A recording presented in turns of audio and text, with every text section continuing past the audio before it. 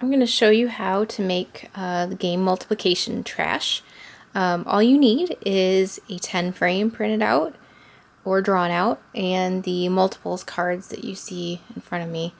Those will be provided either by email or on the district website or some other means of social media. So the game itself is pretty simple. You have 2 players and a set of cards and 2 10 frames. So you start out by drawing a card, and I got 12, and that is 6 times 2. We're doing multiples of 6s this round. So I'm going to put the 12 here in the spot 2 of the 10 frame, because 6 times 2 is 12. Now I got a 30, that's 6 times 5. So I'm going to put that in my 5 spot on the 10 frame. Okay, now I got a 12 again, and I already have the 12, so now it's either my turn is over and I give it to the other player and they can use the 12, or we can take that and put it back in the pile and somebody else can get it later if needed. So the object of the game, going back and forth like this, is to be the first person to fill up your 10 frame completely with all the multiples. And at the end of the game, it's really nice to see how students look to see the different relationships and how they come up with what spot those numbers go in. There's another version of the game, and it has not just multiples of one number, but several different numbers all put together in a set. And this one is a lot more challenging sometimes, a lot more thought can go into it. So I pulled up a 60.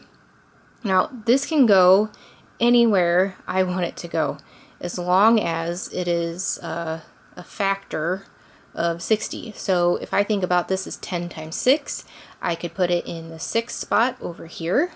I could put it in the 10 spot over here. It's 12 times 5, so I could put it in the 5 spot.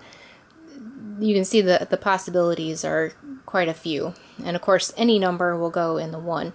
And the object of this game is to do exactly the same thing as before. I'm going to go with the 10 since it ends in a 0.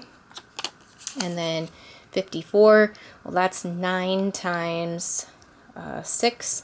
So I'm going to put it in the 9 spot. And I flip it over. I have 30, that's 6 times 5, so I'm going to put it in the 6 spot.